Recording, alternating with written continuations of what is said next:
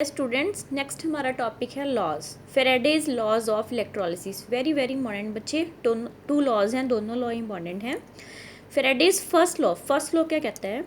The amount of substance liberated और deposit at any electrode in electrolyte solution is directly proportional to the quantity of electricity passed। Means जब आप electrolysis करते हो तो कितनी substance की अमाउंट है, कितनी मात्रा में अमाउंट जो सब्सटेंस है वो या तो लिबरेट होएगा, जैसे कॉपर खुर रही थी धीरे धीरे, या डिपॉजिट होएगा, या किसी इलेक्ट्रोड पे जाके जमा होएगा।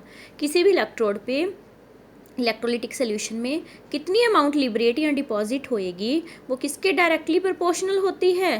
Quantity of electricity passed. Means आप जितनी ज़्यादा इलेक्ट्रिसिटी पास करोगे उतनी ही ज़्यादा अमाउंट सब्सटेंस की फॉर्म होएगी, चाहे वो आपने लिबरेट करवानी है चाहे वो आपने डिपॉजिट। वही है, जितना ज़्यादा गुड़ डालोगे उतना ज़्यादा मीठा। वही यहाँ पे जितनी ज़्यादा इलेक्ट्रिसिटी पास होएगी उतनी ही ज़्यादा आपको अमाउंट मिलेगी किसी भी चीज़ की। अब W क्या आ गया? Weight of substance. किसके डायरेक्टली प्रोपोर्शनल बता दिया हमने?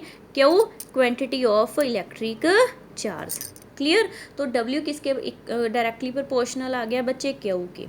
ये प्रोपोर्शनैलिटी का साइन हमने रिमूव कर दिया, इज इक्वल टू लगा लिया, तो कांस्टेंट कौन सा लगाया है यहाँ पे? Z को बोलते हैं इलेक्ट्रोकेमिकल इक्विवेलेंट। क्या बोलते हैं बच्चे? Electrochemical equivalent. तो क्या आ गया आपके पास relation? W is equal to ZQ। अब Q है quantity of electric charge. Q किसके इक्विवेलेंट होता है बच्चे? I into T. मतलब कितना current, I means current, T for time.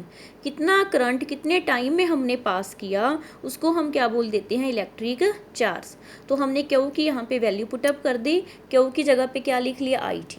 तो W is equal to ZIT। ये एक फॉर्मूला भी रेडी हो गया आपके पास, ठीक है। तो इफ़ करंट, हमने करंट 1 एम्पियर लिया, टाइम कितना लिया? 1 सेकेंड, तो ये तो 1 ही हो गए। तो फिर W किसके इक्विवेलेंट आ गया? Z की। मीन्स जो Z है इलेक्ट्रोकेमिकल इक्विवेलेंट है वो किसके इक्विवेलेंट, किसके बराबर आ जाता है? अमाउंट ऑफ सब्सटेंस के बराबर। कब आ जाता है? जब करंट कितना पास होता है? 1 एम्पियर, और कितने टाइम में? 1 सेकेंड में। मतलब ये Z की भी डेफिनेशन आ गई। देखो क्या लिखा है? Electrochemical equivalent is the weight of substance. मतलब जो Z है वो किसके इक्विवेलेंट आ गया? वेट की, डिपॉजिट और लिबरेटेड वेट की। कैसे, कब? When 1 ampere current pass for 1 second. जब 1 एम्पियर करंट 1 सेकेंड में पास होता है तो W is equal to Z। ये है फेराडेज फर्स्ट लॉ।